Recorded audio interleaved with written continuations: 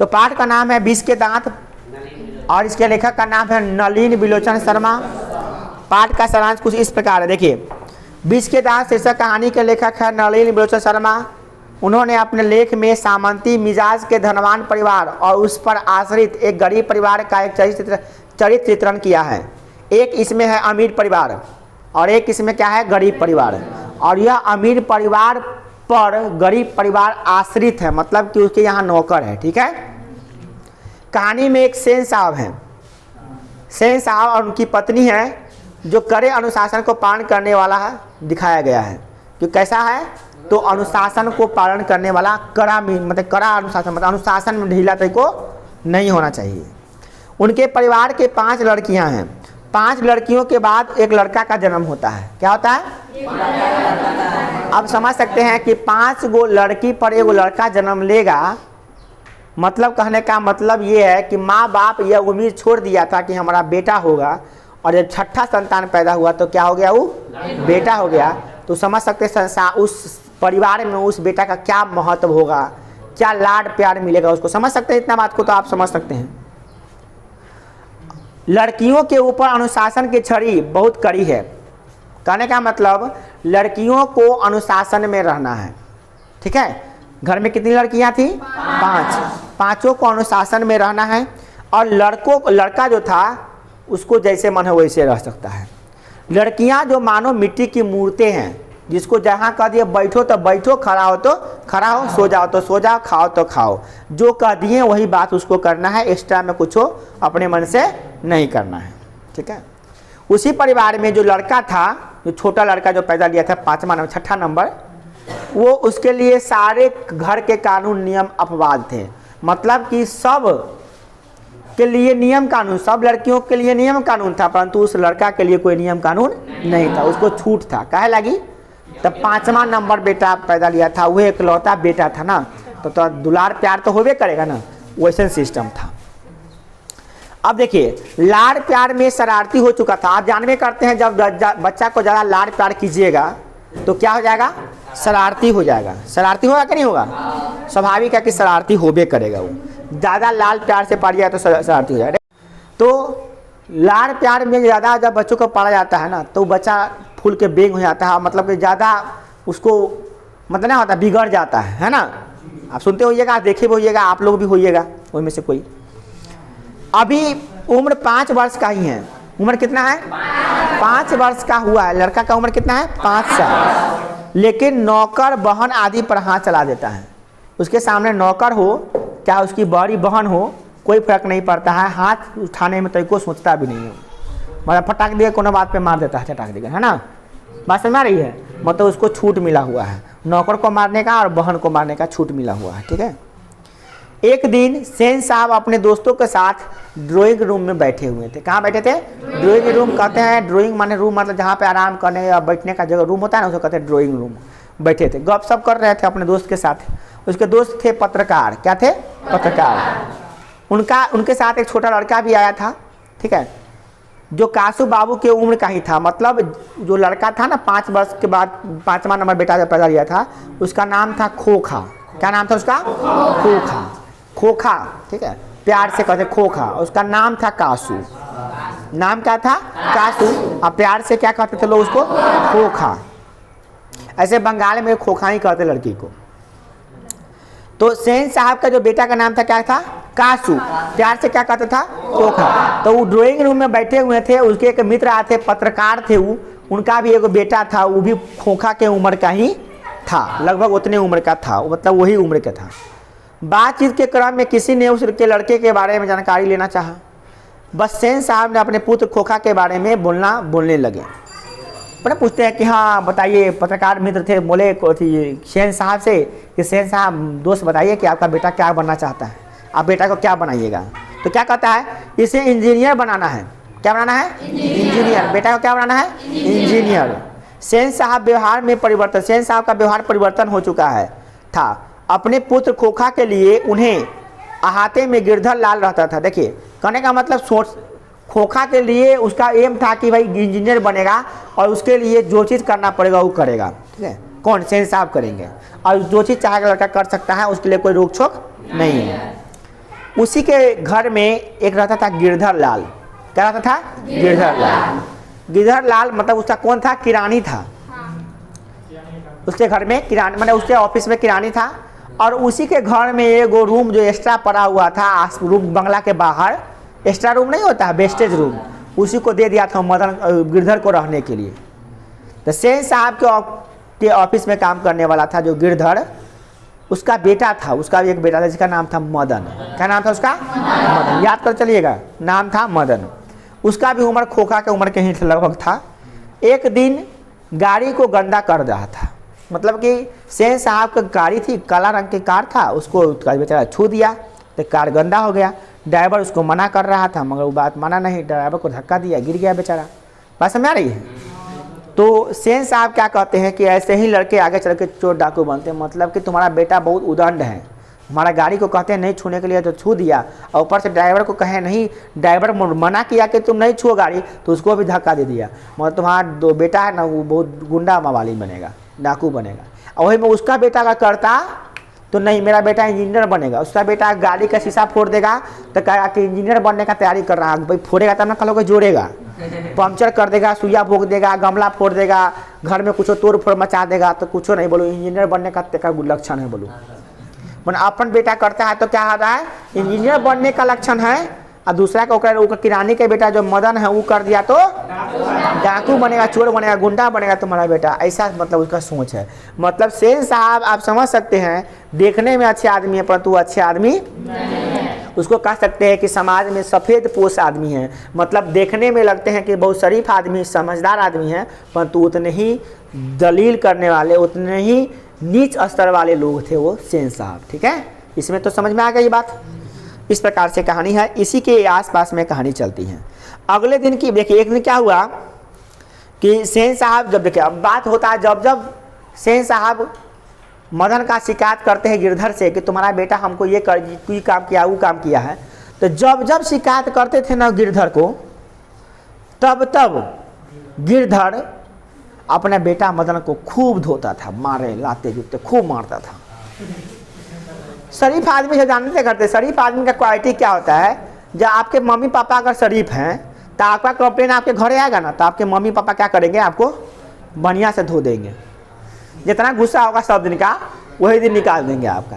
आपके गार्जियन होता शरीफ नहीं है तो जो कंप्लेन करने आता है उसी पर हुआ के उड़ेगा, लो हमारे बेटा ठीक है तोरे बेटा खराब हो, है ना। तो अगर शरीफ आदमी सब वैसे नहीं करता, शरीफ आदमी का पहचान होता है, उसका कंप्लेन करने जाइए तो अपने बेटा को मारेगा, भले गलती ओकरा में होगा तो वो अपने बेटा का मारेगा। वो ज़्यादा शरीफ आदमी सबको ये होता है। ऐसे अभी ये बहुत कम से लोग शरीफ मिलेगा आपको। पहले हम लोग गलती करके आते थे ना, घर से स्कूल से झगड़ा करके आते थे, किसी का कॉपी फाड़ देते, कंप्लेन करने आता था कि कॉपी फाड़ दिया आपका बेटा, चाहे गेंद चुरा लेते थे किसी का गेंद, तो चुरा लेने के बाद क्या कहते थे, गेंद चुरा लिया, तो हम ही लोगों को खूब धुलैया पड़ता था, मारते हमारे 2 गेंद चुरा कर रख ले तो हमारे मम्मी नहीं मारने आती थी, कहने नहीं आती थी। अब दूसरा आदमी कह देता था तो हमारी मम्मी खूब मारती थी हमको।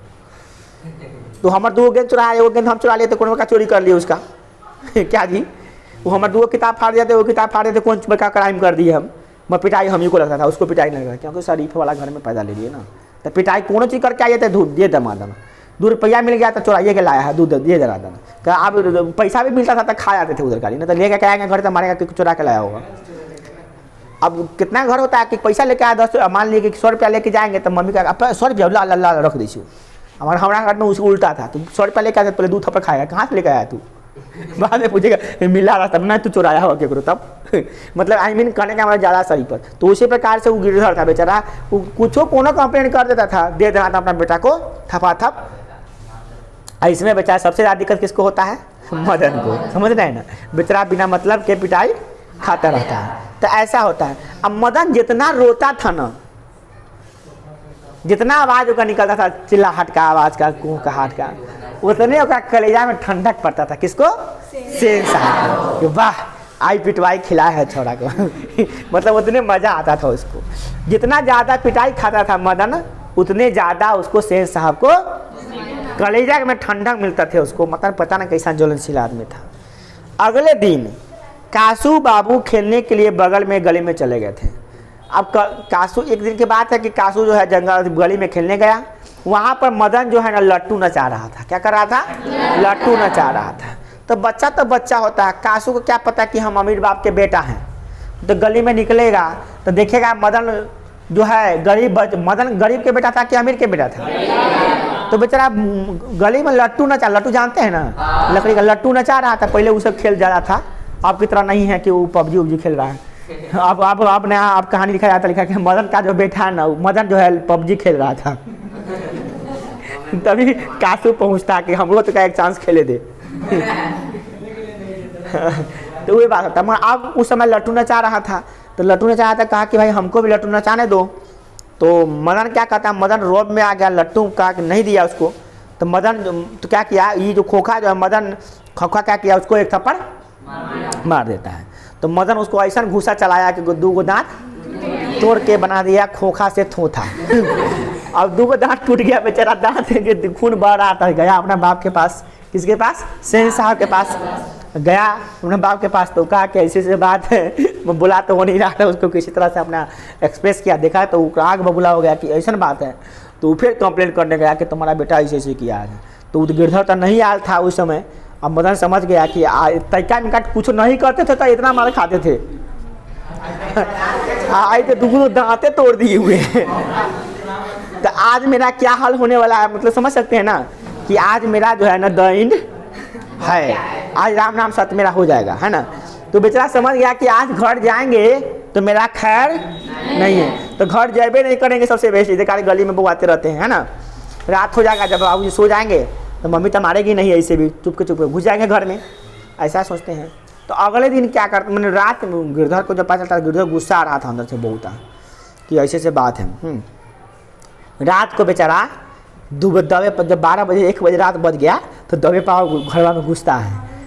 हाँ आए क्या बजे, 9 बजे हमारा तो हाँ वही चलिए 9 बजे गया, चलिए पढ़े।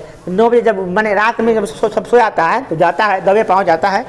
तो बाप देखा था, तो बाप उस समय मारता नहीं है, उसको शाबाशी देता है, चलो बेटा ठीक किया, हमेशा तुम्ही को मारते हैं, आपकी तरह माफ़ कर देते।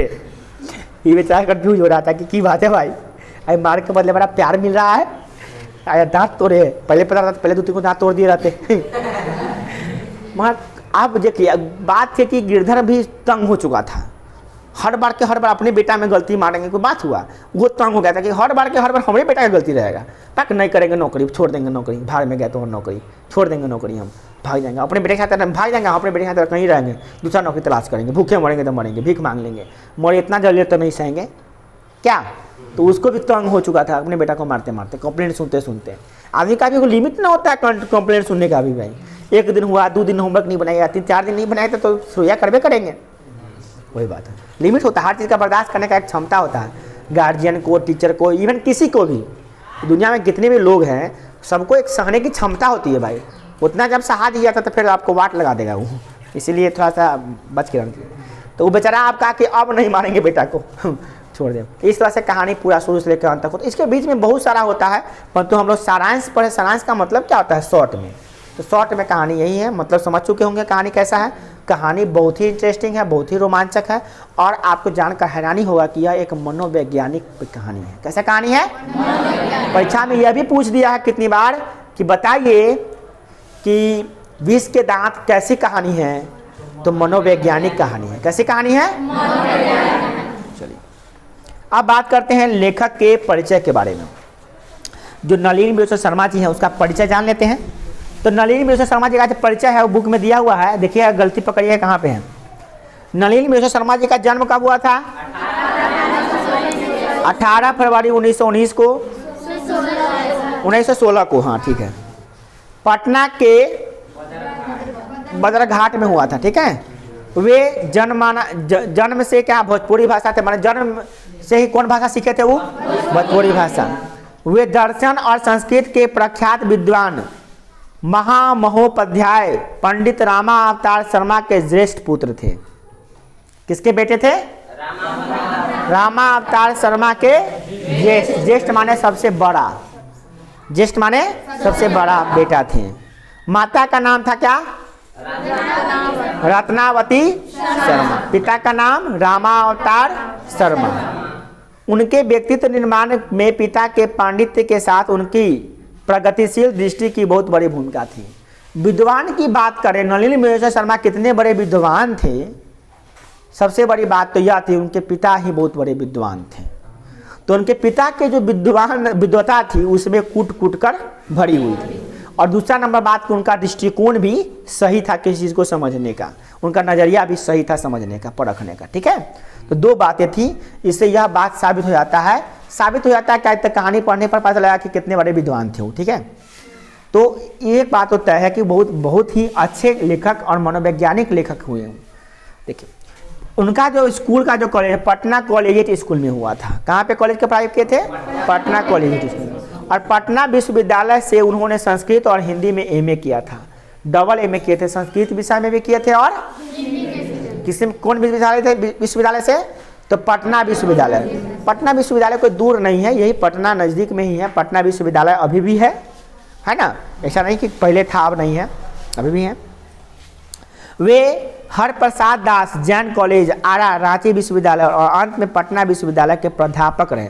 प्राध्यापक का मतलब क्या होता है? प्रोफेसर। तो कौन कॉलेज में प्रोफेसर रहे? एगो आरा में रहे, फिर उसके बाद रांची में रहे और पटना में भी प्राध्यापक रहे, प्रोफेसर बने। सन 1959 में पटना विश्वविद्यालय के हिंदी विभाग के अध्यक्ष हो गए। अध्यक्ष कब बने थे हुए? 1959 में। किस विश्वविद्यालय में? पटना। माने जो ना विश्वविद्यालय में वो पढ़े वही विश्वविद्यालय के बाद में अध्यक्ष बन गए वो, है ना, बहुत बड़ी बात है, समझे। और मरने के बाद मृत्युपरांत मतलब कि मरने तक 12 सितंबर 1961 तक इसी पद पर बने रहे। मतलब उनकी मृत्यु कब हुई थी? 12 सितंबर 1961 को इनकी मृत्यु हो गई थी और इसी पद पर ही बने रह गए थे, मतलब कि अपने पद पर ही मर गए थे। ठीक है, वो अपना काम करते करते जॉब में ही थे तभी इनका देहांत हो गया। इस प्रकार से आप समझ सकते हैं। हिंदी कविता के प्रपदवाद के प्रवर्तक और नई शैली के आलोचक नलिन जी की रचनाएं कुछ इस प्रकार से हैं, इसको समझ लीजिए। उसमें सबसे पहला नाम आता है दृष्टिकोण का। क्या नाम आता है? दृष्टिकोण।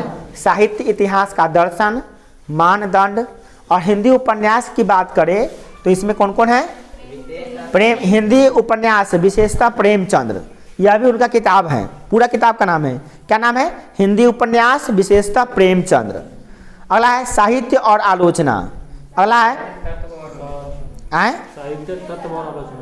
साहित्यिक तत्व और आलोचना। हाँ, उसके बाद ना उसी में है आलोचनात्मक ग्रंथ, है ना।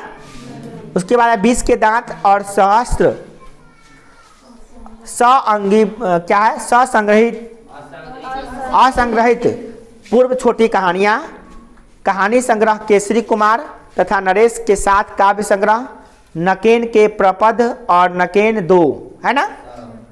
और शरद मिश्र के साथ शरद मिश्र ग्रंथावली। ये सब क्या है? जितना भी इन्वर्टेड कॉमा के अंदर है ये सारे इनकी पुस्तकें हैं। ठीक है, सभी इनके इंपॉर्टेंट जो पुस्तकें, इंपॉर्टेंट क्या जितनी पुस्तकें लिखी गई हैं सब इसको नाम दिया गया है।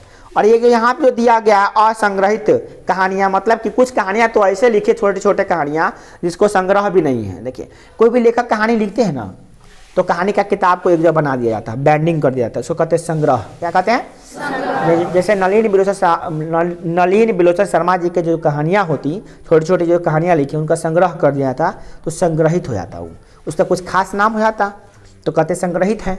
बट असंग्रहित मतलब कितनी ऐसी कहानियां हैं जो असंग्रहित है, मतलब उसको जमा भी नहीं किया गया है, वैसे ही कहानी है वो। ठीक है, मतलब कि नलिनी बिलोचन शर्मा कोई साधारण आदमी नहीं थे, बहुत सारी कविताओं, बहुत सारे उपन्यास, कहानी और निबंध को लिखे हुए हैं। चलिए अब देखिए इसमें जो आप वस्तुनिष्ठ प्रश्न आता है वो इस प्रकार से है, आप लोग जवाब दीजिएगा इसका। विष के दांत कहानी के रचयिता कौन है? खोखा का दूसरा नाम क्या था? कासू। मदन किसका पुत्र था? विष के दांत कैसी कहानी है? मनोवैज्ञानिक कहानी है। विष के दांत समाज के किस वर्ग की मानसिकता को उजागर करती है? हाँ, मध्यम वर्ग के, मध्यम वर्ग सफेद पोशी परिवार की। नहीं लिखा हुआ है मध्यम वर्ग सफेद पोशी परिवार का। गेट करो देवराज। अगला है खोखा ना उम्मीद की आंखों का तारा था, किसके? हाँ, अपने बुढ़ापे के आंखों का तारा था, नहीं माता पिता का। तो तो बुढ़ापे होगा। खोखा नाउम्मीद बुढ़ापे की आंखों का तारा था। बुढ़ापे के माता पिता का था। उनके माता पिता जो सेन साहब थे बूढ़े हो चुके थे, उनको आशा नहीं था कि अब हमारा बेटा उठा होगा। अब समझिए पत्थर पर जैसे दूब जमता है उसी प्रकार से खोखा का जन्म हुआ था। कल्पना नहीं किया था कि अब हमारा बेटा होगा, फिर भी बेटा जन्म लिया। सेन साहब को देखकर औरत डैश गई, क्या हो गया, सहम गई। कहानी में पढ़िएगा तो लिखा होगा, ये कहानी का लाइन है। अगला है मदन का डैश रुदन रुक गया, आत रुदन रुक गया। ये कहानी में से लिखा लिया गया, डायरेक्ट कहानी पढ़िएगा ना पूरा तो उसी में ये लाइन है। अगला है दूसरे लड़के जरा हट कर डैश युद्ध का मजा ले रहे थे। किस युद्ध का? द्वंद्व युद्ध का। हाँ, प्रतिद्वंद युद्ध या द्वंद्व युद्ध का, है ना। ये सब कहानी के अंदर में है। मदन के लिए डैश खाना मामूली बात था। क्या खाना मामूली बात था? मार की भात। मार खाना मामूली बात था, मतलब मार खाता था, भात वाला मार नहीं रे। हाँ, मगर पापा मारते थे, है ना। गिरधर ने लपक कर मदन को डैश से उठा लिया, हाथों से उठा लिया। ठीक है, तो लास्ट की बात है। इस प्रकार से कहानी के अंदर का भी एक दो प्रश्न ले लिया गया। तो 11 प्रश्न इसका ऑब्जेक्टिव। चलिए अब देखते हैं कुछ ऐसे प्रश्न जो आपके एनसीईआरटी में नहीं है बट एग्जाम में पूछे जाते हैं। वो है 2 नंबर वाले प्रश्न। ठीक है, चलिए देखते हैं उनको। प्रश्न है, ये प्रश्न से आपको किताब में नहीं मिलेगा। ठीक है, सेन साहब को कितनी लड़कियां थी, उनके नाम क्या थे? तो सेन साहब को 5 लड़कियां थी जिनका नाम था सीमा, रजनी, आलो, शेफाली और आरती। ठीक है, सीमा, रजनी, आलो, शेफाली और आरती। चलिए, सेन साहब की लड़कियां कठपुतली किस प्रकार थी? या यूं कहे कि लेखक ने सेन साहब की लड़कियों को कठपुतली क्यों कहा है? सेन साहब की जो लड़कियां थी 5 वो कठपुतली थी, जो कहता था वही काम करती थी। क्यों? देखिए, आपको पता है कि अपने माता पिता के आदेश का पालन करती रहती थी। वो आदेश का कभी भी ठुकराती नहीं थी। वो हमेशा जो उसके माता पिता कहते थे वही काम वो करती थी, जो नहीं कहते थे वो काम वो नहीं करती थी। उनके लिए बहुत सारे नियम कानून थे, अनुशासन थे, डिसिप्लिन था, है ना।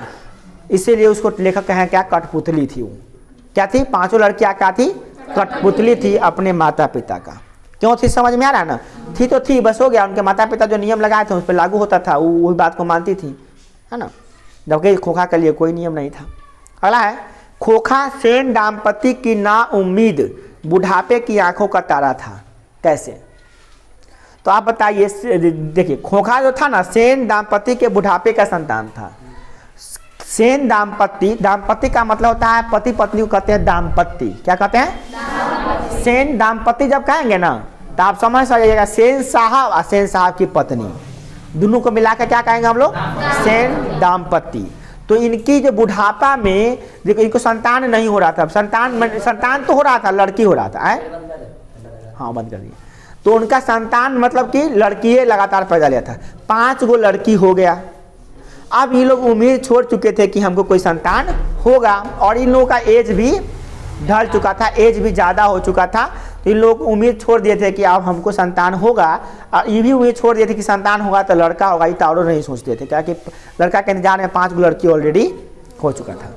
तो अब ये लास्ट में हुआ था बच्चा, इसीलिए आंखों का तारा कहा गया इसको। क्या?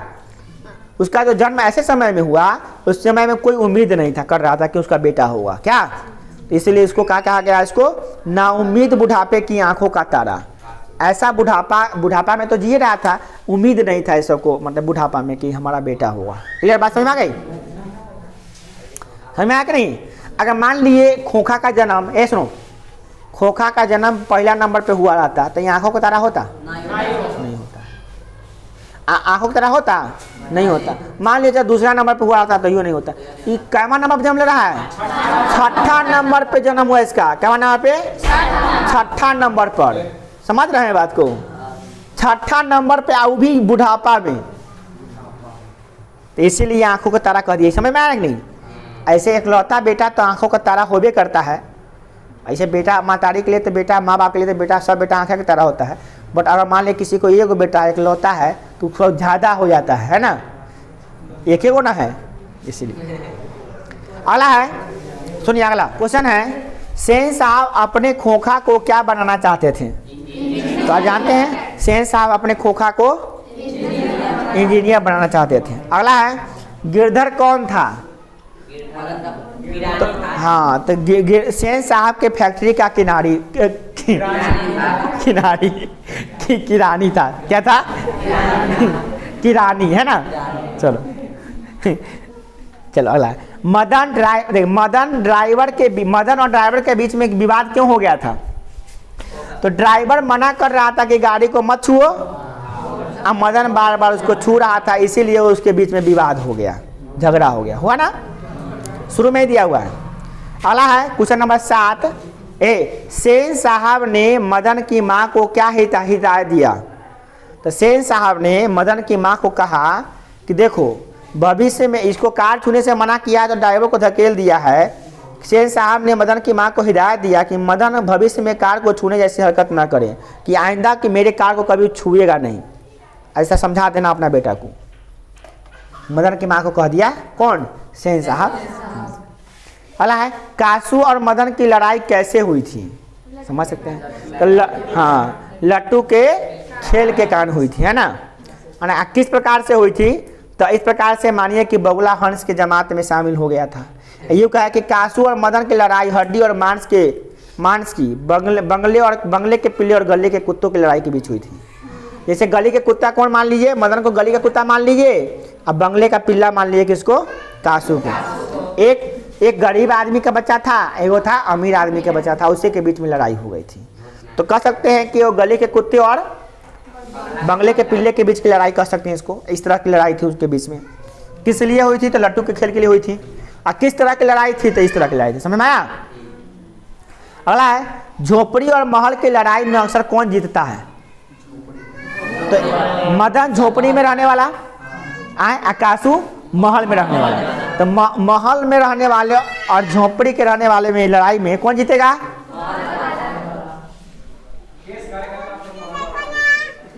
इसको तो कहने की जरूरत है नहीं कि महल और झोपड़ी की लड़ाई में कौन जीतेगा। आप स्वाभाविक है कि महल वाले ही जीतेंगे, उसके पास पैसा है, पावर है, तो कौन जीतेगा, है ना। अगला है आलोचकों के अनुसार प्रयोगवाद का प्रारंभ किसकी कविताओं से प्रारंभ हुआ था? तो आलोचकों के अनुसार प्रयोगवाद का आरंभ जो है ना, नलिनी विलोचन शर्मा की कविताओं से शुरू हुआ था। किससे शुरू हुआ था? अब प्रयोगवाद क्या है, बात की बात है, बहुत लंबा चौड़ा मैटर इसका। इतना समझ लिए कि शुरुआत इन्हीं के कविताओं से हुआ था। ठीक है, चलिए यही था इसका लास्ट। टोटल क्वेश्चन डाल दिए कितना? 10। तो 11 ऑब्जेक्टिव क्वेश्चन और 10 ऐसे क्वेश्चन जो आपके एनसीईआरटी में नहीं है। अब ऐसे क्वेश्चन को डिस्कस करेंगे जो आपके पाठ में है। तो कितने प्रश्न है जरा देख लीजिए। भरमार है क्वेश्चन का। चलिए कोई बात नहीं है, हम लोग शुरू करते हैं। कहाँ तक ज़्यादा देखते हैं। देखिए पाठ जो है कहानी का जो सारांश जो पढ़े हैं पहला नंबर, वो लास्ट में क्वेश्चन दिया हुआ देख लीजिए, है ना। तो सारांश तो पढ़ना ही था, तो हम लोग पढ़ लिए। 14 नंबर क्वेश्चन का आंसर तो हो गया है। 13 को प्रश्न का जवाब देना है हम लोगों को। ठीक है, चलिए शुरू करते हैं। पहला प्रश्न, कहानी की शीर्षक की सार्थकता स्पष्ट कीजिए। कहानी का जो शीर्षक है, यानी इस कहानी का जो नाम है, क्या सही है? सही है तो कितना सही है, गलत है तो क्या है गलत है। तो इस कहानी का नाम क्या है? इस कहानी के शीर्षक का नाम है, शीर्षक का नाम है 20 के दांत। शीर्षक का नाम है 20 के दांत। और यह कहानी का जो नाम है हमको लगता है कि सही है। क्यों? क्योंकि इसमें 20 के दांत है। किसको? सेन साहब को। सेन साहब को 20 के दांत हैं। जब भी काटता है तो बीख फैला देता है। मैंने जब भी डांटता है बेचारा, जब भी कंप्लेन करता है तो बेचारा मार खाता है। तो 20 के दांत तो है, किसको है? सेन साहब को 20 के दांत है। मतलब कहानी का नाम हमको ठीक लग रहा है, सही है। इस कहानी का नाम हमको ये ठीक लगा। अगर तो इसको हम कैसे लिखेंगे? प्रस्तुत कहानी में कहानीकार ने अमीरों की तथाकथित मर्यादा पर व्यंग किया है। इसमें गरीबों पर अमीरों के शोषण एवं अत्याचार पर प्रकाश डाला गया है कि नहीं, कि किस प्रकार से अमीर गरीब पर अत्याचार करते हैं। 20 के दांत कहानी महल और झोपड़ी की लड़ाई की कहानी है। इस लड़ाई में महल वालों की जीत होती है और झोपड़ी वालों की हार दिखाई गई है। है ना। मदन द्वारा पीटे जाने पर खोखा के जो दांत टूट जाते हैं वह अमीरों को प्रदर्शित प्रियता और गरीबों पर उनका अत्याचार का प्रतीक है।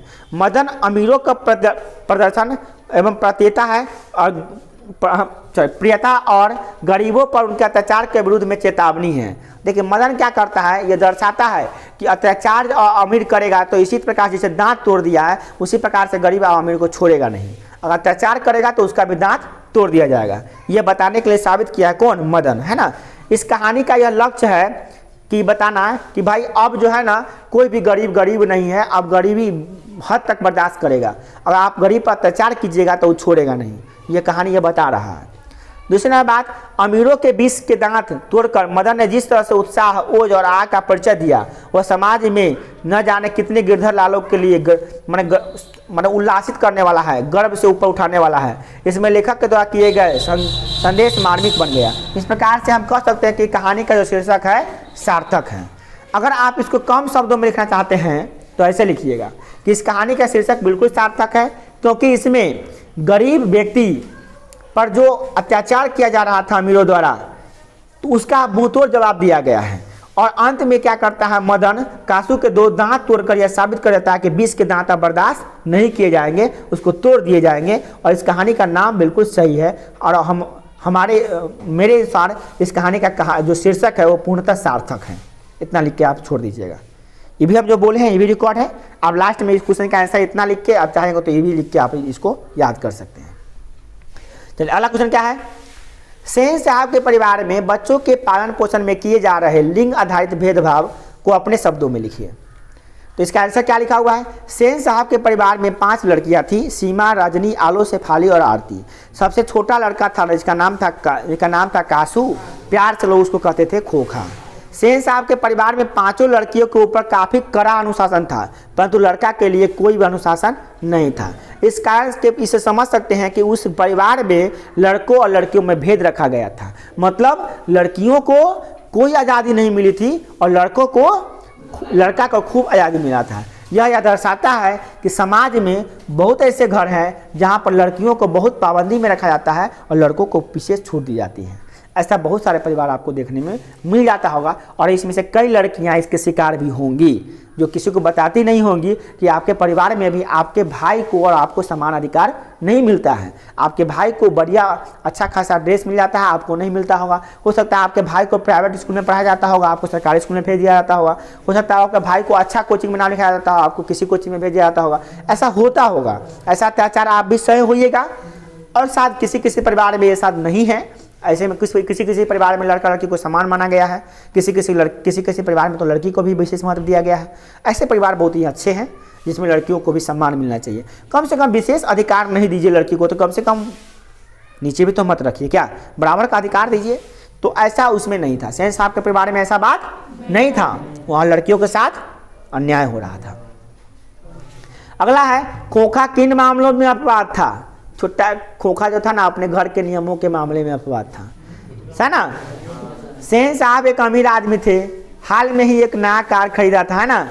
देखिए उस कार पर कोई आदमी फटकने नहीं रहता था, है ना। कोई भी क्लीनर शोफर उस पर शामत आती थी। अगर कोई भी आदमी कार को छू दिया और उंगली का निशान एगो हो गया तो जो क्लीनर रहता कार साफ करने वाला उसको वाट लगा देता था सेन साहब कि तुम्हारा कार पर उंगली का निशान कैसे आ गया, है ना। ड्राइवर को कहा तुम कहाँ था, तुम देखा नहीं, कहा कि कैसे कार को छू दिया मेरा है वो, इस तरह का था बड़ा को। परंतु क्या था ये खोखा, क्या था खोखा अपने घर के नियमों में अपवाद था।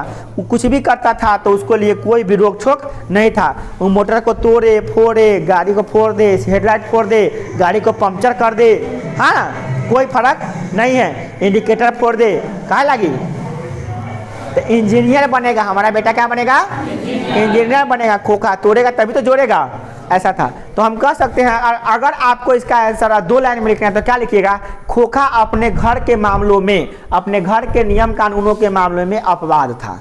उसके लिए घर के कोई नियम कानून लागू नहीं होता था। उसके लिए उसके घर में जो बहनें थी उसके लिए नियम कानून थे, परंतु उनके लिए कोई नियम कानून नहीं था। वो जिस वस्तु को तोड़े फोड़े, जहाँ जाना है वैसे जाए, जैसे रहना है वैसे रहे, जो खाना है वो खाए, उसके लिए कोई रोक छोक नहीं था। तो खोखा अपने घर के मामलों में अपवाद था। इसको आप अपनी भाषा में लिख सकते हैं या किताब की भाषा जो लिखे हैं वो भी लिख सकते हैं, थोड़ा लंबा है। अगला देखिए क्या है। सेन दाम्पत्य खोखा से कैसे संभावना देखते, सेन दाम्पत्य खोखा में कैसे संभावना देखते थे और उन संभावनाओं के लिए उन्हें कैसे शिक्षा तय की थी। खोखा क्या करता था चोट्टा, कभी गमला फोड़ता था तो कभी लाइट फोड़ता था तो कभी घड़ी फोड़ता था। तो उसमें देखने लगा क्या जो सेन दाम्पत्य मैंने सेन साहब की बीवी कहता था, अरे वाह हमारा बेटा तो तोड़ फोड़ कर रहा है, ये जरूर आगे चल के इंजीनियर बनेगा, है ना, एक माइंड इंजीनियर वाला है ना। तो इसको क्या किया था, इसको लोहार के पास भेजा दिया था। किसके पास, लोहार के पास इसको भेज देंगे। इंजीनियरिंग वाला डिग्री कॉलेज में जाकर क्या करेगा, लोहार के पास भेज देंगे तब पेचकस, पिलास, कोई नंबर का रिंच, कोई नंबर का सिरिंच, हथौड़ी, क्या छेनी, ये सबसे जान जाएगा ही, है ना। इसकी उंगलियां जो है ना औजारों से वाकिफ हो जाएगी, तो आगे चल के इसको जो है ना बड़का इंजीनियर बन जाएगा ही। इसलिए इसने शिक्षा तय किया था कि इसको लोहार के पास भेज देंगे। इसका आंसर कैसे लिखा देखिए, सेन दाम्पत्य खोखा में इंजीनियर बनने की पूरी संभावना देखते थे। उन्होंने उसकी शिक्षा के लिए कारखाने से बढ़ई घर पर आकर 1-2 घंटे उसके साथ कुछ ठोक ठाक किया करते थे। मतलब कारखाना में बढ़ई जो था ना, उसको कहा था कि जाओ मेरे घर पे 1-2 घंटा के लिए रोज तुमको आना है, तू टीचर है इसका, तू जो अपना छेनी हथौड़ी जितना औजार फौजार है सब लेके चल आना, खोखा रख देना, और तू कुछ ठोक ठाक करना, वो कुछ फोड़ फाड़ करेगा, बोलो इससे इंजीनियर बनेगा वो। समझते हैं, इसे समझ सकते थे कि सेन साहब कितने महान सोच के व्यक्ति थे, है ना। उसका बेटी से अगर चलते चलते वो गमला फूट जाता था तो उसके लिए उसको इतना डांट पड़ती थी, बेचारे के 2 दिन तक ले खाना बंद कर देती थी, है ना, कि गमला तू काला फोड़ दी है, क्या फूट गया तू गमला, तू चलती के नहीं है, देखती के नहीं कारी है, कहाँ तो दिमाग रहता है। वही थे चपाक दिया, दूध टमेटा लगता था, मगर उसका बेटा फोड़ दे, वाह बेटा तो मेरा कमाल कर दिया रे, गमला फोड़ दिया, बताइए तो। इसका ऐसा सोचता, समझ रहे हैं। अब करना क्या है, सप्रसंग व्याख्या, है ना। व्याख्या करते हैं हम लोग। लड़कियां क्या कठपुतलियां हैं और उनके माता पिता को इस बात का गर्व है। आहा क्या बात है। ये प्रस्तुत पंक्तियां है ना, ये इसको कैसे लिखेंगे, प्रस्तुत पंक्तियां हमारे पाठ्य पुस्तक गोधुली भाग 2 में संकलित 20 के दांत पाठ से ली गई है। इस पाठ के लेखक कौन है, नलिनी मिश्र शर्मा जी है, जो ये बताते हैं कि सेन साहब के परिवार में लड़कियों के लिए नियम कानून थे, तहजीब था, तमीज़ था, उसको सिखाया जाता था, जबकि लड़के के लिए कोई नहीं नियम कानून था। लड़कियां न खुलकर हंस सकती थी, न खुलकर बोल सकती थी, न कहीं जा सकती थी, न कहीं से आ सकती थी, न कुछ खा सकती थी बिना पूछे, न कुछ को पहन सकती थी। उसके मर्जी के बिना कुछ भी वहाँ पे घर में जो नियम कानून बनाए गए हैं वही में करना है। खुलकर हंस भी नहीं कर सकती थी बेचारी, हंसने के लिए भी देखना पड़ता था कि मम्मी पापा तो नहीं है, अब हंस लेते हैं, देखा लें, तो हंसी का आवाज़ निकल जाएगा तो लोग मारते मारते मम्मी मार देगी, कितना जोर से कहीं लड़की को हंसा जाता, चुप दांत निकल जाएगा तो बोलो। मतलब कि लड़की को हंसने का याद भी नहीं था, इसलिए कहा था लड़कियां क्या थी, लड़कियां तो तहजीब और तहजीब की मिसाल थी, है ना। मानो की कठपुतली थी, जैसे कहेंगे वैसे ही घूमेंगे, लेफ्ट तो लेफ्ट, राइट तो राइट, यही बात थी। तो ऐसा सिखाया जाता था। तो ऐसा आप लिख सकते हैं यहाँ से। अगला है, खोखा के दुर्दलित स्वभाव के अनुसार से ही सेनों ने सिद्धांतों को काफ़ी बदल लिया था। देखिए ये प्रस्तुत पंक्तियाँ कहाँ से ली गई, समझ में आइए गया है। अब इसमें क्या कहा गया है कि कहानीकार ने इन पंक्तियों के माध्यम से बताने का प्रयास किया है कि सेन साहब एक मध्य वर्गीय सफ़ेद पोष परिवार है, जहाँ कृत्रिमता का बोलबाला है, मतलब नकली जीवन बिताते हैं वो लोग, दिखावटी जीवन बिता रहे हैं। सेन साहब अपने परिवार के बच्चों के लिए दोहरा भाव रखते हैं, बेटे के लिए खास नियम और बेटी के लिए कोई नियम, बेटियों के लिए खास नियम और बेटों के लिए सारे नियम को छूट दी गई है, ऐसा नियम रखते थे वो कौन, सेन साहब। तो कहीं ना कहीं सफ़ेद पोष परिवार को दर्शाते हैं और यह साबित कर देते हैं कि जो इस समाज में भी ऐसे लोग रहते हैं जो लिंग भेद के पोषक हैं।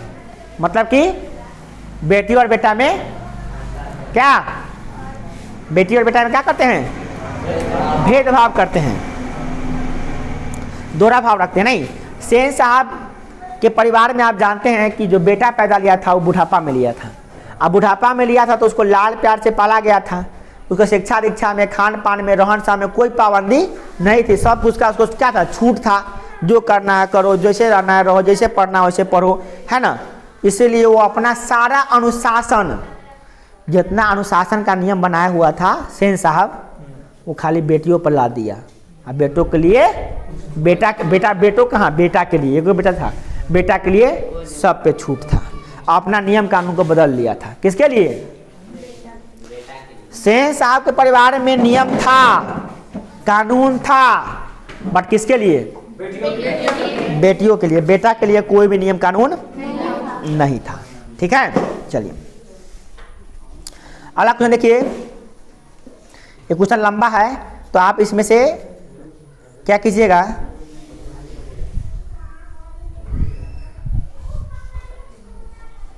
लास्ट में यही इतना पर पॉइंट लिख लीजिएगा, लास्ट वाला पॉइंट लिख लीजिएगा, शुरू वाला पॉइंट बीच में छोड़ दीजिएगा। ठीक है, तो लंबा है। अगला क्वेश्चन देखिए, अगला है ऐसे ही लड़के आगे चल के चोर चोर डाकू चक्के बनते। थोड़ा सा ये गलती से लिखा गया, गंडे चोर डाक, गलती लिखा गया इसमें। हाँ, गुंडे चोर डाकू बनते ही ना है। ऐसे ही लड़के, ये जो पंक्ति अब इसका व्याख्या करना कैसे कीजिएगा। तो यह पंक्ति कहाँ से ली गई है? तो गोधुली भाग 2 में संकलित 20 के दांत पाठ से ली गई है। इसके लेखक कौन है? और इससे यह बताना चाह रहे हैं क्या, कैसे कैसे होता कहानी, तो समझा रहे हैं। देखिए, एक बार की बात है, सेन साहब गाड़ी खड़ी किए हुए थे, गाड़ी साफ सफाई था, खड़ी थी अपनी गाड़ी। उसी के बगल में मदन उस गाड़ी को छू रहा था। सोफर कहते हैं जो गाड़ी चलाता है उसको, हाँ ड्राइवर उसको मना किया। तब क्या किया, मदन सोफर को ही मारने लगा, वो धक्का दे गिर गया। उसी पर आकर उस जो सेन साहब थे अपनी पत्नी को जाकर शिकायत करता है। क्या कहता है कि अपना बेटा को संभाल लीजिए, आज हमारा गाड़ी छुड़ा था, मना किया ड्राइवर तो उसको गिरा दिया है। कलो कि ऐसने लड़का कलो का चोर डाको गुंडा मवाली बनता है ना, बोलो अपने बेटे को संभाल लीजिए, अगली बार से आए। ठीक से देखिएगा, उसमें आए बात सही थी कि सोफर ही क्या था, धक्का दिया था तो मदन गिर गया था। मगर गलती देखिए, सोफर में ही गलती ज़्यादा हो गया, वो बेचारा खाली छुए नहीं रहा था। उसका परिणाम क्या निकला कि वो गिराया भी, उसका खून भी बढ़ रहा था हाथ से, फिर भी डांट किसी को पड़ रही थी, मदन की माँ को शिकायत कर रहा था, कंप्लेन कर रहा था। क्या कर रहा था कि तुम ऐसा ही लड़का आगे चल के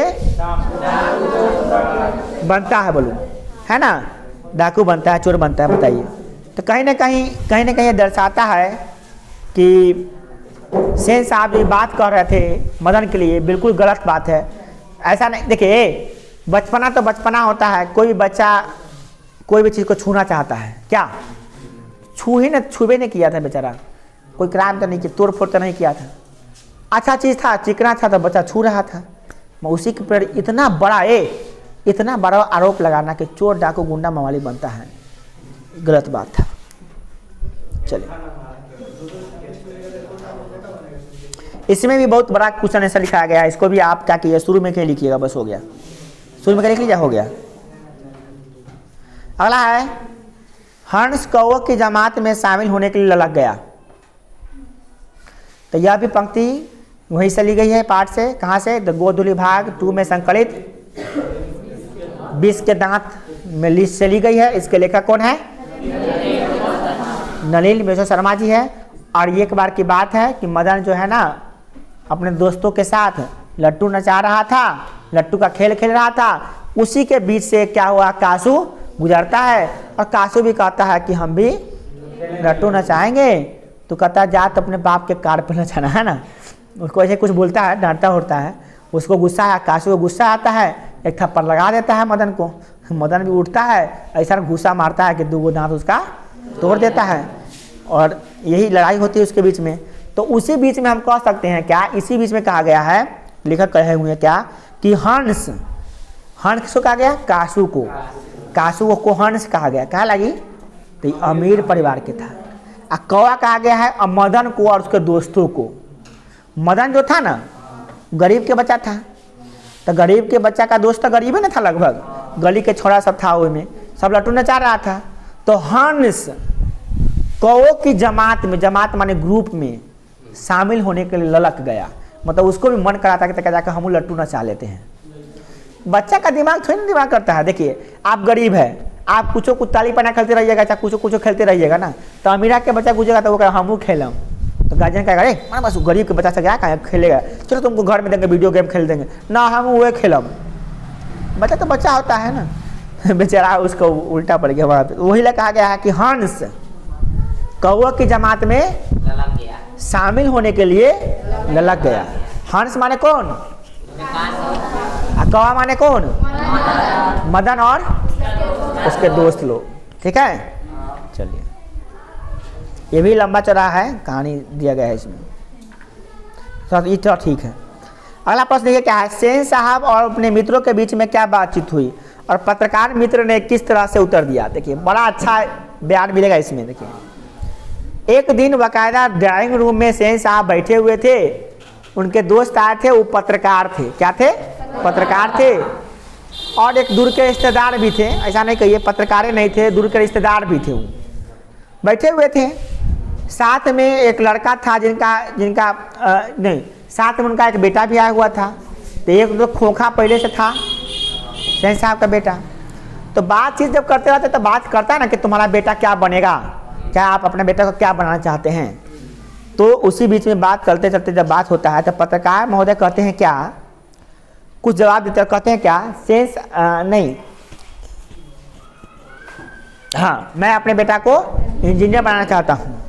तो और इसीलिए मैंने जो है ना इसको लोहार के यहाँ ट्यूशन लगा दिया कि थोड़ा उसके औजार से वाकिफ हो जाएगा। तो पत्रकार महोदय चुपचाप रहते हैं, मुस्कुराते हैं, सोचते हैं कि कितना अजीब सोच है। आजकल भी दुनिया में ऐसे लोग होते हैं माता पिता जो अपने बेटा को कहता है इंजीनियर बनाएंगे। अरे बेटा जो बनना चाहेगा वो ना बनाइए, क्या बनेगा तो भविष्य तय करेगा। इंजीनियर बनाना कोई बड़ी माने तो अजीब बात है।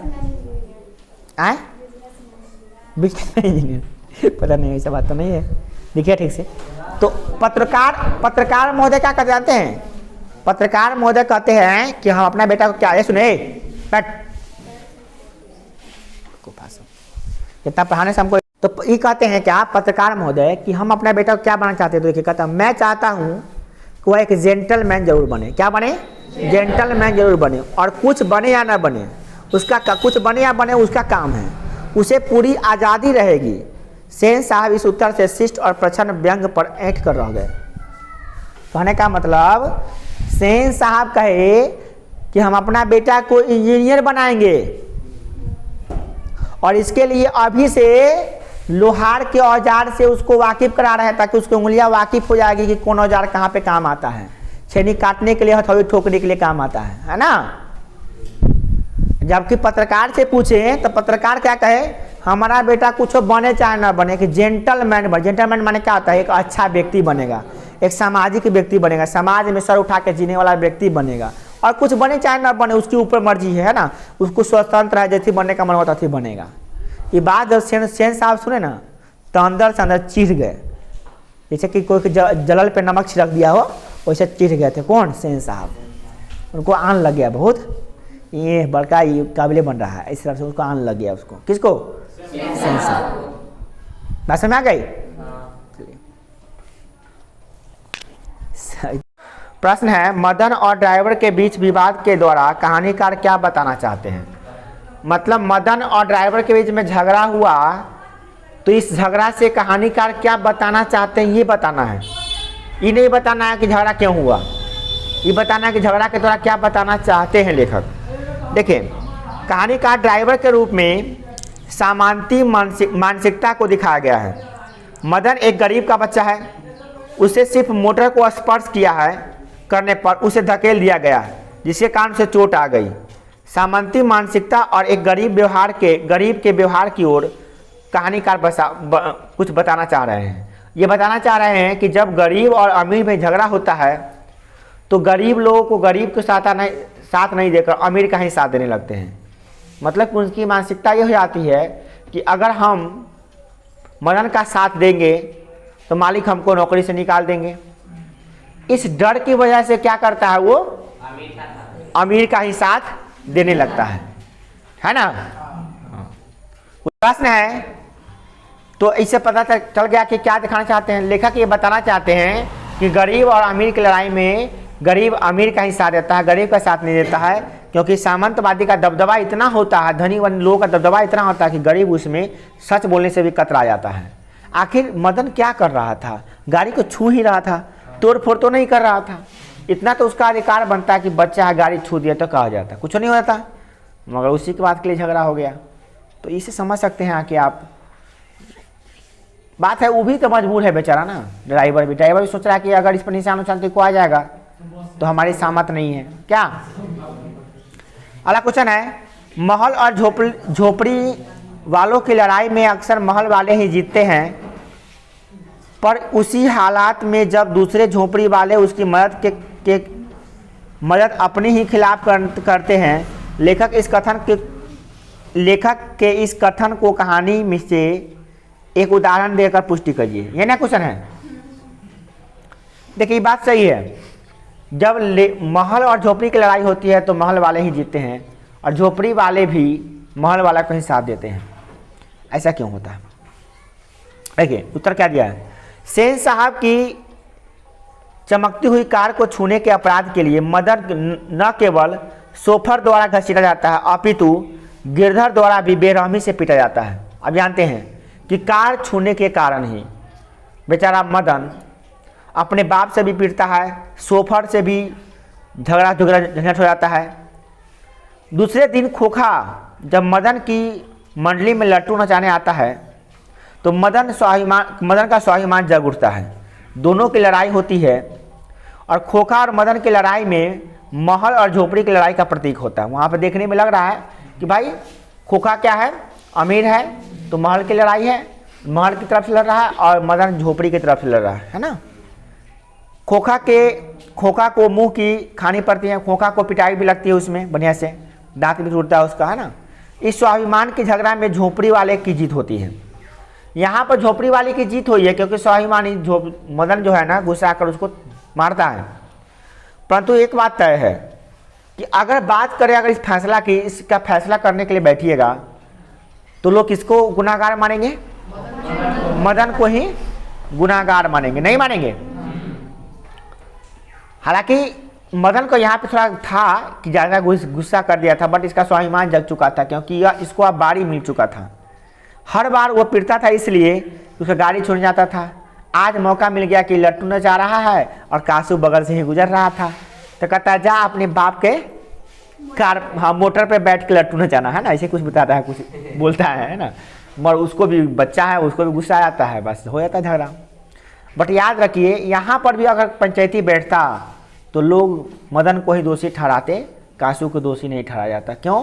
क्योंकि कासू जो है ना महल से बिलोंग करता है, अमीर बाप का बेटा है, इसीलिए उसकी गलतियाँ नहीं मानी जाएगी। बात समझ रही है? यही बात है। अगला है, रोज रोज अपने बेटे मदन की पिटाई करने वाला गिरधर मदन द्वारा कासू की पिटाई करने पर उसे दंडित करने के बजाय अपने छाती से क्यों लगा लेता है? फिर बात कर रहे हैं हर चीज में बात। देखिए हर चीज की एक सीमाएं होती हैं, हर चीज का एक लिमिट होता है, बर्दाश्त का भी एक हद होता है। मदन भी जब मदन का कंप्लेन आया तब गिरधर बने उनके पिताजी, जब गिरधर थोड़ा भी कंप्लेन आया खूब पिटाई लगा है, मदन को खूब पिटाई लगा। हर बार उसके पिताजी उसको मारते थे, बट इस बार थोड़ा अपोजिट हुआ था। देखिए गिरधर लाल सेन साहब की फैक्ट्री में एक किरानी था। आप जानते हैं उसके बंगले में ही एक अहाते में आउटसाइड रहता था और सेन साहब द्वारा जब भी मदन की शिकायत की जाती थी तब गिरधर मदन की खूब पिटाई करता था। तो जानते ही आप, गिरधर सेन साहब की हर बात को मानने के लिए विवश था। क्यों? क्योंकि उसका नौकर था ना बेचारा। लेकिन एक दिन जब मदन कासू को अहंकार का जवाब देते हुए प्रहार करके उसके दांत तोड़ दिए तो उसके पिता उल्लास और गर्व से शाबाशी देता है। जो काम वह स्वयं नहीं कर पाया उसका पुत्र कर दिखाया। मतलब यह जो बदला लेने का प्रतिशोध है हर गरीबों में होता है कि एक दिन बदला लेंगे, मगर बेचारा वो बदला नहीं ले पाया, उसका बेटा जो है ना उसका दांत तोड़ के बदला ले लिया। तो उसको जो है ना आज जो है ना उसको अपने आप पे गर्व महसूस हो रहा है कि चलो मेरा बेटा इस काम तो कर दिया कि दांत तोड़ दिया उसका, है ना। तो मदन जो है ना मदन तो भाई तो शौक हो रहा है, बट यहाँ पे उसके पिताजी क्यों मारे समझ रहे, मारे क्यों नहीं है समझ रहे हैं ना। क्यों नहीं मार रहे, समझ में आ रहा है ना? क्योंकि हर बार तो वो मार भी करता था, गलती नहीं रहे तो यो मार खाता था, थोड़ा गलती है तो भी भरपूर मार खाता था, गलती कर लिया तो यो मार खाता था। ज़्यादातर बार तो ऐसा हुआ कि वो गलती नहीं करता था फिर भी मार खाता था। बट आज उसका स्वाभिमान जग चुका है, आज उसको एहसास हो रहा है कि अन्याय कितना सहेंगे भाई, अन्याय सहने का भी एक सीमा होता है, एक लिमिट होता है। आज जो मेरा बेटा अगर मारा है कासू को तो कहीं ना कहीं ठीक किया है, बहुत बार मार जो खाया उसके बदले में सो तो भाई इतना हक तो बनता है उसका, और अपने आप को गौरवान्वित महसूस करता है कि चलो मैं अमीरों का मुंह तो जवाब कभी नहीं दे सका, वो मेरा बेटा करके दिखा दिया, इसीलिए उसे अपने सीने से लगा लेता है मारने के बजाय। समझ में आ रही बात? चलिए अब बात आ रही है कि आपको चरित्र चित्रण करने के लिए एग्जाम में आता है, 2 नंबर का एग्जाम में चरित्र चित्रण करने के लिए आ जाएगा। कभी कभी अगर देखिए 2 नंबर में या 5 नंबर किसी में भी क्वेश्चन आ सकता है, तो 2 नंबर में करेगा तो आप थोड़ा कम से कम शब्दों में बताने की कोशिश कीजिएगा, अब 5 नंबर में करेगा तो 5 नंबर के हम यहाँ पे क्या किए, 5 नंबर के हिसाब से लिख दिए। इसमें क्या करना है, सबसे पहला है सेन साहब। सेन साहब के ज़रा बारे में बताना है, चलिए बताते हैं। सेन साहब कहानी में मुख्य पात्र है, आप जानते हैं कहानी का मुख्य पात्र है। उन्होंने नई गाड़ी खरीदा है, इसीलिए गाड़ी की छाया से भी सबको दूर रख रहे हैं। उनका बस चले तो गाड़ी पर कोई आदमी टच भी नहीं करे, वही चाहते हैं कि हमारा गाड़ी नया है और हमारा गाड़ी नया ही रहे, इसके लिए चाहे जो भी कुछ हो जाए। उसके आप जानते हैं उसके कितनी बेटियां हैं, 5 बेटियां हैं। बुढ़ापे में उसे एक बेटा हुआ जिसको बहुत दुलार प्यार से पढ़ता है, उसका नाम था कासू, और उसको प्यार से लोग क्या कहता था वहाँ पे, खोखा। खोखा के लिए सभी नियम कानून अपवाद रख दिए थे सेन साहब। बेटी को क्या किए थे, कठपुतली बना लिए थे, जो भी नियम कानून सब था सब बेटी पर ला दिए थे, मगर बेटा के लिए कोई नियम कानून नहीं था। पुत्र को बढ़ा चढ़ा कर प्यार करते थे और बेटी के लिए कोई विशेष व्यवस्था वहाँ पे नहीं थी, सामान्य व्यवस्थाओं से वंचित कर दिए थे। वो दूसरे लड़कों की प्रशंसा उसको अच्छा नहीं लगता था, उसको उसके सामने में उसका बेटा की तारीफ जितना कर दिए उतना ही अच्छा लगता था। मतलब उसको सिर्फ अपने से, अपना बेटा हमारा अच्छा है, हमारा बेटा कुछ तोड़ फोड़ कर दिया तो इंजीनियर बनने की संभावना है उसमें, कि आज तोड़ फोड़ कर रहा था तो आगे चलकर इंजीनियर बनेगा, ऐसे मित भावना उसकी सोच थी। आप समझ सकते हैं इसे। सेन साहब जो है ना एक बहुत ही कुंठित मानसिकता के व्यक्ति थे। सेन साहब कैसे थे, कुंठित मानसिकता के व्यक्ति थे, और कह सकते हैं मध्यवर्गीय सफेद पोशी परिवार के व्यक्ति थे। समझ रहे हैं ना बात को? जो देखने में तो बहुत पढ़े लिखे समझदार व्यक्ति लगते थे, परंतु अंदर से उतने ही खोखले, उतने ही नीच और उतने ही संकीर्ण मस्तिष्क और सोच वाले व्यक्ति थे वो। क्यों? क्योंकि वो अपने बेटा और बेटी में भी फर्क करते थे, है ना, और अपने बेटे को सबसे ज़्यादा सुपेरियर मानते थे, अपने ख्यालात को सबसे अच्छा मानते थे। कहीं ना कहीं उनकी सबसे बड़ी गलती थी। बात समझ में आ रही है? चलिए बात करते हैं मदन की। मदन का चरित्र चित्रण करना है, तो मदन जो है नाखून क्यों बढ़ते हैं, कहानी का जो है हीरो कह सकते हैं इसको, मेन पात्र है ना। हीरो अगर है तो कौन है, मदन। सॉरी, हाँ, नाखून क्यों बढ़ते नहीं वो भी हम आज कर लिए, इसलिए थोड़ा सा मिस्टेक हो गया। हाँ, 20 के दांत जो कहानी है, इस कहानी का मुख्य अगर पात्र अगर माना जाए तो सेन साहब के बाद इसका भी स्थान आता है, बट हीरो के रूप में देखा जाए तो यही था मदन, है ना। हीरो तब लगता है जब वो लास्ट में दांत तोड़ता है, तो लगता है कि हीरो है, बाकी समय में तो बेचारा, है ना। हाँ, उस समय भी, जिस समय ड्राइवर से झगड़ा होता है उस समय भी लगता है कि हीरो टाइप का कुछ है। मदन कौन था, तो इसका जवाब कैसे लिखेंगे, तो सेन साहब के कर्मचारी गिरधर का एक इकलौता बेटा था, है ना, जो सेन साहब के पास, मतलब सेन साहब के ही मकान में महल के बगल में रहता था। नहीं, बाल सुलभ शरारत था उसमें, बहुत बचपना था उसमें। बचपना में तो बचपना रहबे नहीं करेगा भाई, है ना। इसी कारण से वह कासू से झगड़ता था, इसी कारण से वह गाड़ी छूना चाहता था। उसमें बचपना कुट कर भरा हुआ था, परंतु उस मदन में एक कहीं ना कहीं अंदर एक भावना थी, एक बचपना तो थी, बचपना तो होगी ही, क्यों, मदन बचपन में है, बचपना के जी रहा है, बचपना को जी रहा है, तो बचपना तो होगी ही होगी। मगर एक चीज़ उसमें था, मदन को भी इस बात का जरूर गर्व था उसको इस बात का माने हीन भावना अंदर नहीं था कि हम गरीब बाप के बेटा हैं तो हमको अधिकार कम है, हमको नहीं छूना चाहिए गाड़ी, हमको वहाँ नहीं जाना चाहिए, ऐसा तो सोच नहीं रखता था। क्योंकि बच्चा को समझ में नहीं आता कि हम गरीब है कि अमीर है। अब अमीर का बच्चा हेलीकॉप्टर पर घूमेगा तो गरीब के बच्चा भी गया हेलीकॉप्टर घूमने के लिए, उसको तो क्या फर्क पड़ता है कि मेरा पापा जी गरीब है, क्या बच्चा तो बच्चा होता है। तो ऐसे समझ सकते हैं कि मदन जो है ना इस कहानी का मुख्य पात्र है और इस कहानी का नायक है। आप एक लाइन लिख लीजिएगा कि मदन जो है ना इस कहानी का क्या है, नायक है। नायक माने क्या होता है, हीरो। अगला है कासू। कासू कौन था तो इसको परिचय देने की जरूरत नहीं है। कासू जो है ना सेन साहब का लाडला इकलौता दुलारा प्यारा आंखों का तारा और बहुत ही बिगड़ैल क्वालिटी का बच्चा था, है ना। कमीना नहीं गई, गाली नहीं दीजिए, क्योंकि वो भी बच्चा ही था। अब उसको जैसा परिवेश मिलेगा वैसा क्या ना बनेगा, तो उसको गाली नहीं दे सकते हम लोग। उसमें ये कह सकते हैं कि वह बिगड़ैल प्रवृत्ति का बच्चा था, उसके लिए सभी घर के मामलों में वो अपवाद था, है ना।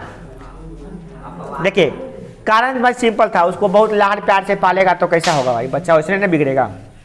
तो कह सकते हैं इस कहानी का एक बात और है, इस कहानी का खलनायक कह सकते हैं इसको। आप खलनायक तो बहुता है, सेन साहब भी मेन गुंडा तक सेन साहब है, ये भी कम नहीं है बेचारा, है कि नहीं। आए सबको नहीं मामा। चलिए अच्छा गिरधर कौन था, गिरधर के बारे में सुनो। गिरधर के बारे में क्या लिखेंगे, तो गिरधर सेन साहब के फैक्ट्री में काम करने वाला कर्मचारी था, किरानी था, कर्मचारी या किरानी था, ठीक है। वह उन्हीं के आहते में रहता था, मतलब कि उन्हीं के द्वारा दिए गए मकान में रहता था। गिरधर बेहद सीधा साधा सरल कर्मचारी था।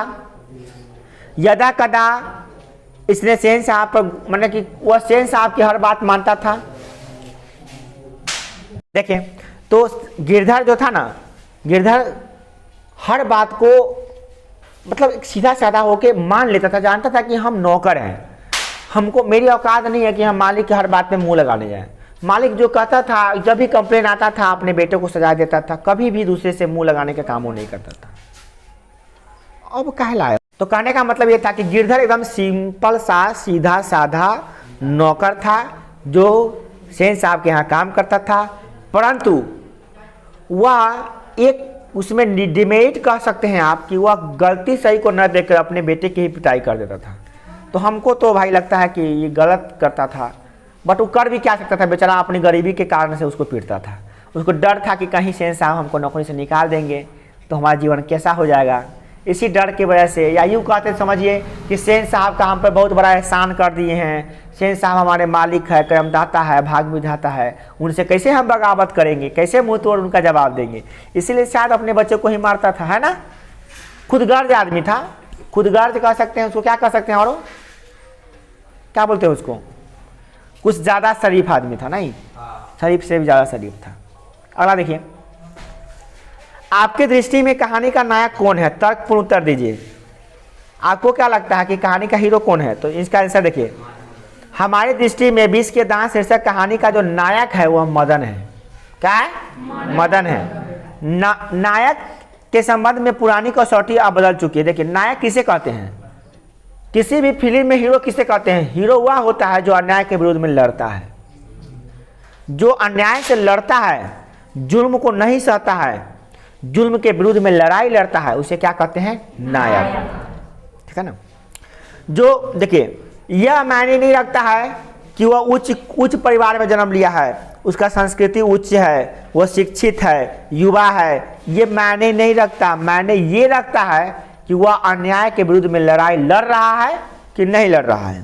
परंतु नायक के संबंध में ये शर्त अब माने नहीं है कि पहले नायक कौन होता था, हीरो किसी भी मूवी का, किसी भी कहानी का, किसी भी नाटक का हीरो कौन था, नायक कौन था, वह होता था जो अच्छे परिवार में जन्म लिया हो, युवा हो, पढ़ा लिखा हो, शिक्षित हो, समझदार हो, उसे क्या कहते थे लोग, नायक। परंतु जहिया से निरहुआ रिस्का वाला हीरो बना, इसे साबित कर दिया कि रिस्का वाला भी हीरो हो सकता है। कोई जरूरी नहीं है कि विधायक के बेटा ही हीरो बनेगा। मतलब समझ रहे हैं ना कि हीरो बनने के लिए बड़का परिवार में जन्म लेने की जरूरत, हीरो बनने के लिए, रियल में हीरो बनने के लिए आपके अंदर एक क्वालिटी होनी चाहिए कि आप अन्याय के विरुद्ध में लड़ते हैं, आवाज उठाते हैं, तो आप हीरो हैं। फिल्म के नहीं हो सकते हैं, रियल लाइफ के हीरो हैं, अपने लाइफ के हीरो हैं, अपने समाज के हीरो हैं। हीरो सिर्फ स्टाइल मारने से नहीं होता है, नया नया कपड़ा पहनने वाला, खूब प्रभावशाली, हैंडसम दिखने वाला हीरो नहीं होता है। और इस बात है तो साउथ में कोई हीरो नहीं है क्या? हीरो वह होता है जो मूवी में जिस भी चीज में हो वह अन्याय के विरुद्ध में लड़ाई लड़ता हो, न्याय का साथ देता हुआ हीरो है। बात समझ आई? चलिए, तो इस कहानी में कौन ऐसा व्यक्ति है जो न्याय के खिलाफ में, अन्याय के खिलाफ में लड़ता है? तो वह है मदन। तो हम कह सकते हैं कि मदन जो है ना इस कहानी का नायक है। इसमें कोई डाउट नहीं है किसी को? नहीं है। और इसका प्रभाव, इसका चरित्र हमको प्रभावशाली लगा। क्यों जानते हैं? क्योंकि वह खोखा का जो विष का दांत था उसको तोड़ देता है लास्ट में।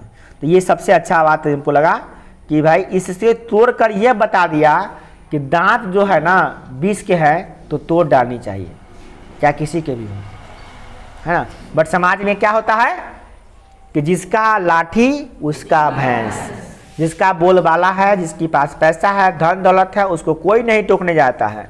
गलती रहे चाहे सही रहे, बहुत बढ़िया आदमी है। एक अमीर आदमी फटा चिटा जीन्स पहन के घूमेगा, हाफ पैंट पहन के जब सुबह में घूमने जाता है तो क्या कहता है लोग? वॉकिंग करने जा रहे हैं। बाबू साहब कहाँ जा रहे हैं? वॉकिंग करने जा रहे हैं। एक गरीब आदमी जब हाफ पैंट पहन के घूमता है तो क्या कहता है? एक तो जुड़बे नहीं करता, हाफ पैंट तक फुल पैंट तक हाफ पैंट पहनबे नहीं करेगा, है कि नहीं? है ना। रात को जब गरीब आदमी भूख से मरता है और चिल्लाता है, रोता है गरीब भूख के मारे, तो लोग क्या कहते हैं? ए दारू पी के उमर आए है ना। जब अमीर आदमी रोता है तो कहता है कोनो विपत्ति आ गया है, क्या हो गया, इतना अमीर आदमी काहे रो रहा है, कल लोग देखने जाता है। गरीब है तो कहता है ए इतने रोहित रहता है। बात समझ रहे हैं? तो गरीबा को इस लोग कहता है कि ये मजबूरी है, व्यवस्था है, अमीरा को कर ले तो स्टाइल है। तो ये सब बात होता है। अमीरा का बोलबाला होता है समाज में, तो जानते ही हैं। अमीरा एक काम कर लेगा ना उसको कोई नहीं हंसेगा, और गरीबा एगो अच्छो काम कर लेगा तो लोग उसको तुरंत हंस देगा। ये बात आप जानते हैं। देखिए, आरंभ से ही कहानीकार एवं स्वयं व्यंग्यपूर्ण कुछ ऐसे प्रमाण उपस्थित करते हैं। हाँ बिल्कुल, इस कहानी को जब पढ़ते हैं ना तो हर जगह पे व्यंग देखने को मिलता है। व्यंग समझते हैं? व्यंग का मतलब होता है वैसा वाक्य जो देखने में लगेगा कि अच्छा है, सुनने में लगेगा अच्छा है, मगर जब उसका मीनिंग निकालिए तो पता चलेगा अरे ये तो बहुत बड़का बात कह दिया। जैसे आप क्लास में सबसे कुरूप लड़की हैं, ठीक है। कुरूप मतलब सबसे सुंदर नहीं है, बिल्कुल असुंदर हैं आप, माने बिल्कुल कुरूप हैं आप, आपको खड़ा करा दिए हम, ठीक है। बाप रे, तू तो ऐश्वर्या राय को भी फेल कर देती है। तो आपको सुनने में अच्छा लग रहा है, मगर उसका मीनिंग जब समझ में जाएगी वो लड़की तो समझ आएगा कि सर जी हमारा मजाक उड़ा रहे हैं। समझा कि नहीं समझेंगे? अब कोई लड़का है खेलने में बिल्कुल बेकूफा है और खड़ा कर देंगे तू तो विराट कोहली लेकर खेलता है रे, आप बताइए विराट कोहली के भी तो फेल कर देगा, तो लड़का समझ जाएगा कि सर जी हमारा मजाक उड़ा रहे हैं। समझ रहे हैं कि नहीं समझ रहे हैं? तो ये इसको कहते हैं व्यंग करना। क्या कहते हैं वो? हम किसी को मानवीय ठेस नहीं पहुंचा रहे हैं, हम यहाँ पे इसलिए एग्जाम्पल बताएं ताकि आप समझ जाइए। इससे आपको समझ में आ गया कि व्यंग किसे कहते हैं। व्यंग का मतलब हुआ होता है कि जो कहने में लगेगा कि अच्छा है, परंतु जैसे आप गीत गाए, ठीक है, स्टेज पे जाके गीत गाए और गीत गा के जब आए तो आपको घर में सब लोग क्या कर रहे हैं आपके लोग कि आप तो लता मंगेशकर को भी फेल कर देते हैं, मगर आप जानते हैं कि आपका गीत जो है ना एकदम बेसुरी आवाज में आप गाए हैं, मगर लोग क्या कर रहे हैं कि आप तो लता मंगेशकर को भी फेल कर दीजिएगा, तो आप समझ आइएगा कि वो इससे हम पे ताना कस रहा है। समझिएगा कि नहीं समझिएगा? तो इसको कहते हैं व्यंग कर रहा है। क्या कर रहा है वो? व्यंग कर रहा है। तो क्या लेखक ने भी इस पाठ में व्यंग किया है? आप पूरे पाठ को पढ़े, कितने विद्यार्थी पूरे पाठ को पढ़ गए हैं? हाथ उठाइए तो जरा देखें। चलिए खड़े जाइए, खड़े जाइए। आज से कुल सवालात करते हैं। पहला नंबर व्यंग, पांचों लड़कियां तो तहजीब और तमीज की जीती जाती मूरत हैं। यह पहला व्यंग किए थे लेखक। पांचों लड़कियां क्या है? तहजीब और तमीज की जीती जाती मूरत है। मतलब लड़कियां तो ऐसा है कि एको को नियम कानून को नहीं त्यागती, जो कहते हैं ना वही मानती हैं। क्या आपको अच्छा लग रहा है? ये बात सुनने में लग रहा है अच्छा, मगर जब लड़कियां जो मान रही है उसे जाके पूछिए कि कितना कठिन है, वो बेचारा खुल के हंस भी नहीं सकती है। उसके लिए नियम कानून बनाए गए थे कि नहीं बनाए गए थे? लड़कियों के लिए बहुत सारे नियम कानून बनाए गए थे कि ये नहीं करना है, वो नहीं करना है, ऐसे नहीं करना है, वैसे नहीं करना है, यहाँ नहीं जाना, वहाँ नहीं जाना, ये नहीं खाना, बहुत सारे नियम कानून थे। आप अपने घर में रहते हैं, आपके मम्मी पापा जो कहते हैं ना वही करते हैं, तई कोई ना उन्हें करते हैं तो दे थपाथप लगता है, ठीक है। आपके फूफा जी घरे आते हैं, फूफा जी, मामा जी, काका जी सब आते हैं। कि अब ये वाक्य पढ़ के बताते हैं, आप फिर से सोचिए। पांचों लड़कियां तहजीब और तमीज की जीती जाती मूरत है। आपको क्या लगता है ये बात बहुत बढ़िया है? अरे ये व्यंग है, व्यंग है, ताना कसा गया है शहंशाह पर कि आपने उसको तो मार पीट के सीधा कर दिया है, तो मूरत तो रहबे करेगा, कठपुतली तो रहबे करेगा।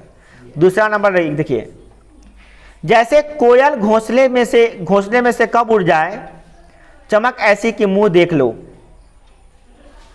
देखिए इस वाक्य में, इस कहानी में एक जगह लिखा हुआ है, जैसे कोयल घोंसले में से कब उड़ जाए, चमक ऐसी कि अपना मुंह देख लो। बताइए कोयल गोरी होती है कि काली होती है? काली होती है। तो उसमें क्या कोई अपना मुंह देख लेगा? नहीं। फिर कोयल का आपको कहेंगे कि आप लता मंगेशकर की तरह गाते हैं, आप गाते बेसुरा है, तो आपको अच्छा लग रहा है?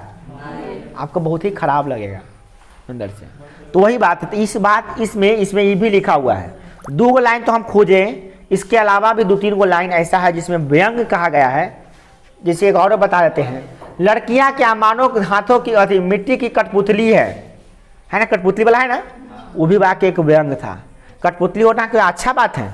आप मम्मी पापा के इशारों पे नाचते रह रहे हैं, गलत कर रहे तो गलत, सही कर रहे तो सही, आप काम करते जा रहे हैं, तो आपको क्या लग रहा है कि अच्छा है?